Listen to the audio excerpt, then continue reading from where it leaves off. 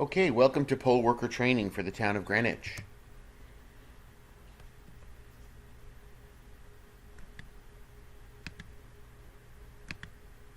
So today's agenda, first thing we're going to do is we're going to discuss some of the frontline duties that happen at a polling place.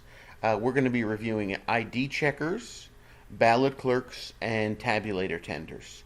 You'll notice that there are two other kind of poll workers on the front line: official checkers, who are dealing with the paper check-in book, and e-poll book checkers. We will not be reviewing their duties today. They have a separate training. Also, for the purposes of this video, we will not be reviewing the work for moderators and assistant registrars. This will just be for the three positions I mentioned earlier. We'll be going over certain things such as who can be in a polling place, ID, etc. So let's start right in with who can be in a polling place. So simply enough, poll workers can be in a polling place. Voters can be in a polling place while voting. Once they have cast their ballot, they should make their way to the exit, and they are not allowed to come back into the polling place later on. We will talk about minor exceptions later on, which is, for instance, someone who is coming in at the very end of the night to get results. Accompanying the voter can be the minor children of a voter and a person assisting the voter. There are, however, some limitations in Connecticut law as to who may assist a voter. A candidate may not assist a voter.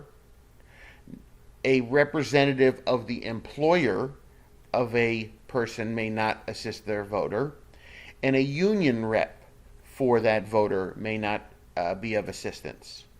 A voter may request assistance from anyone else, including a poll worker at that location.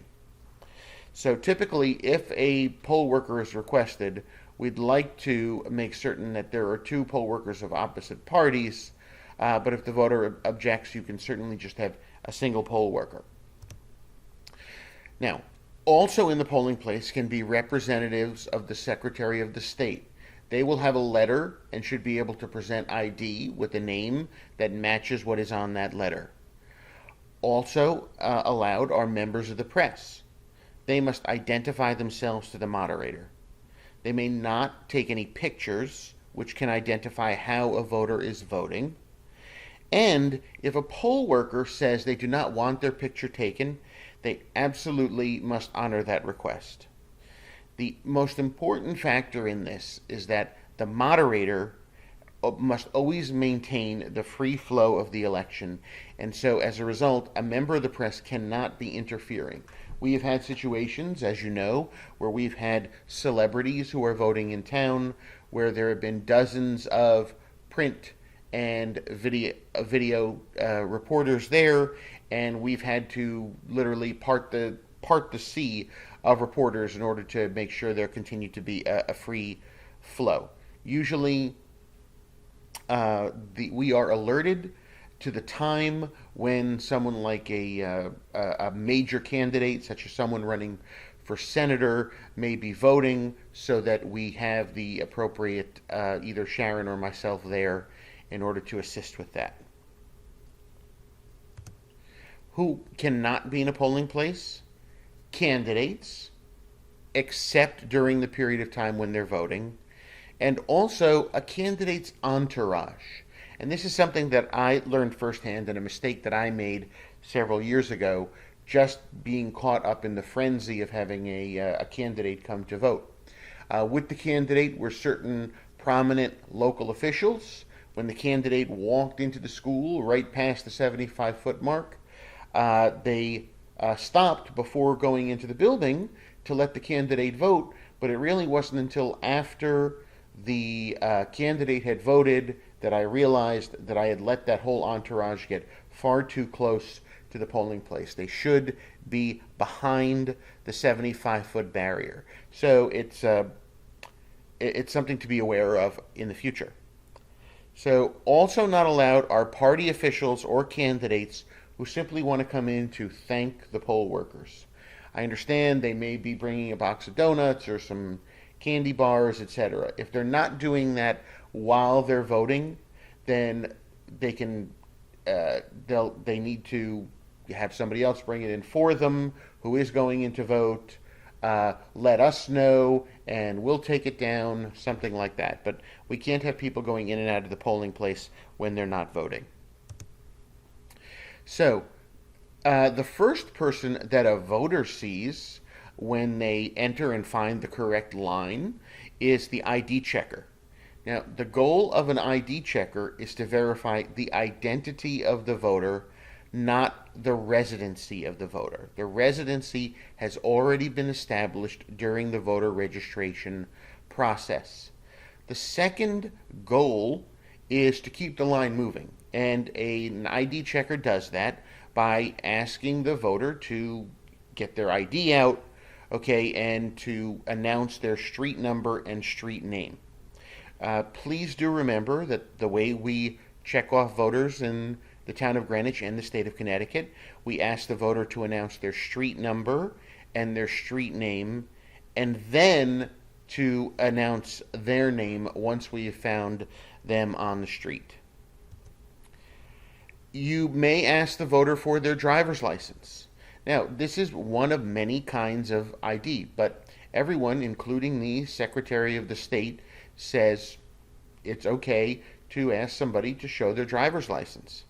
Now, if you feel uncomfortable doing that, you can say, "May I see your ID?" and 95% of people will simply pull out their driver's license.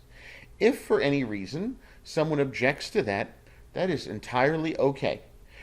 People are allowed to provide other forms of ID. We're simply suggesting the most common form.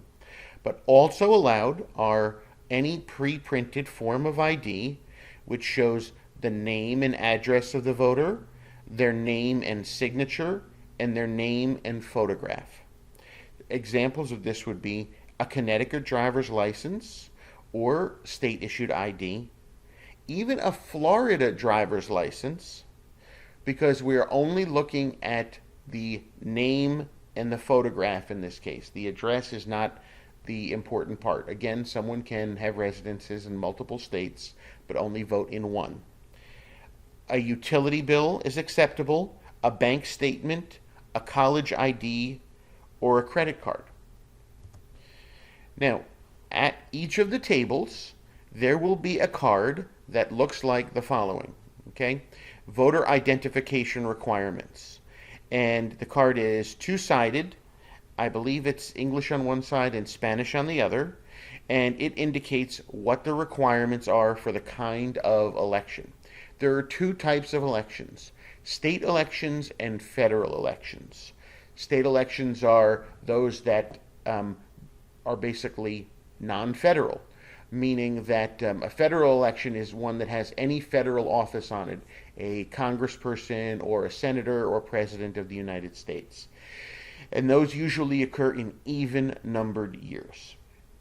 In odd-numbered years, we have state elections, and those are for municipal offices, those are for governor, Secretary of State, State Treasurer, and the other constitutional offices.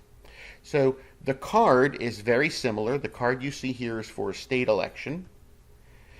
Now, there is also a card for a federal election, and the difference between that card and the state card is it will have information related to first-time voters who are voting for the first time in a federal election. We sometimes refer to those as asterisk voters because their names are printed in the poll checker book with an asterisk next to them. So those voters have additional requirements under the Help America Vote Act. They must supply the following when they're registered or before voting for the first time if they didn't do it when they registered. And if they've gotten to the polling place and there's an asterisk next to their name, it means they did not do it when they registered. They must provide a current and valid photo ID that shows the registered voter's name and address, or they must supply a copy of a current utility bill, bank statement, government check, paycheck, etc., that shows the name and address of the registered voter. So in that case, we are in fact verifying name and residency. All of those things need to be there on those documents. You will also find, on very rare occasions, coming to the polling place, someone who requires, or provides, I should say, an address confidentiality card. These are folks who are registered in the state of Connecticut's address confidentiality program, and they wish to keep their residence address out of the voting records. And so as a result, when we print the poll books, they are not found by street name. They are found at the very end of the book with no address. So when they come into the polling place, they will not show ID. They will show this card, which is a yellow color when you see it in real life. There are only 2 or 3 of these in the entire town of Greenwich. So we do train everyone on it, but if you do not see it, don't be alarmed. There's only a couple of them in town. Now, there's been a lot of questions recently related to the new licenses that are given to folks who cannot prove that they are citizens of the United States. These are referred to as drive-only licenses.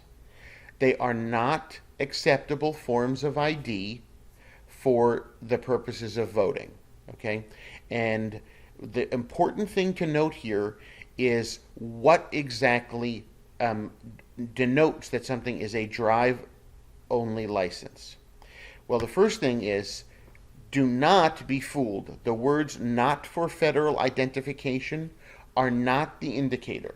That simply means that the person can't use this to get one of the gold stars that many of us have seen on newer licenses, which means that citizenship has been proven, etc. What you need to look for is the DO on the license. Okay, that stands for drive only. Or if you're looking at the back of the license, there's the DO, but also there is a restriction shown on the rear which says for driving purposes only. So those are indications that that license is not an acceptable form of ID.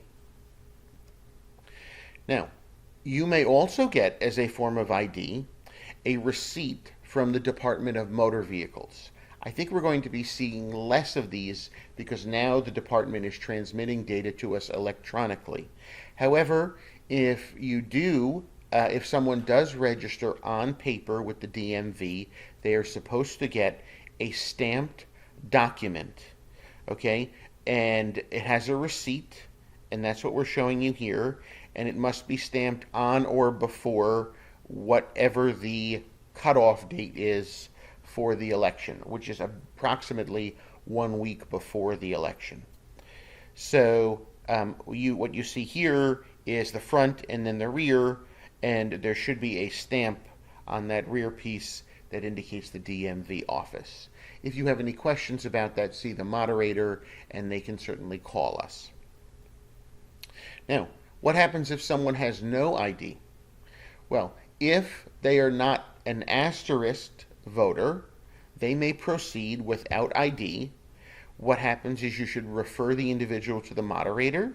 The moderator will provide the voter with a form.